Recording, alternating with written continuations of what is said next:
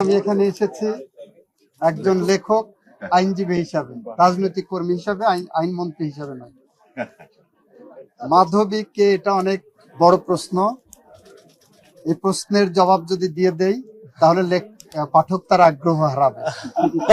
আমার প্রতি পাঠকের যে আগ্রহ থাকবে সে আগ্রহটা হারাবে। সুতরাং ওইটা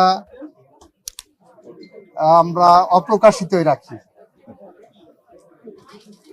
আমি লিখেছি যে প্রত্যেকটা মানুষ তার নিজের কাছে একা, চারপাশে এত মানুষ আছে, এর মধ্যেও কিন্তু আপনি একা। আপনার মনের অনেক কথাই আপনি সবার সাথে বলতে পারেন না। সেরকম একটি অবস্থাতে প্রকাশ করা হয়েছে মাধবীর কাছে।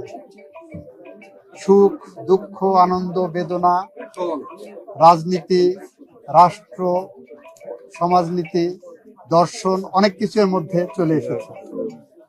মোট 243টা চিঠি লিখেছি মাধবীকে। তার মধ্যে আজকে 125টা প্রকাশিত হচ্ছে, আপনারা প্রকাশ করলেন। অন্য প্রকাশকে, মাজার ভাইকে, জর্জকে, আপনাকে অসংখ্য ধন্যবাদ। ছোটখাটো দুই একটা আমাদের স্পেলিং মিস্টেক আছে, ওইটা আমরা হয়তো পরের এডিশন যদি বের করতে হয় আমরা দেখব। এই পর্ব কেমন সাড়া পাচ্ছে সেটা বুঝে আমরা দ্বিতীয় পর্বের দিকে আগাবো। আপনাদের পাঠকদের আগ্রহ লেখকের প্রেরণার উৎস হয়ে থাকে।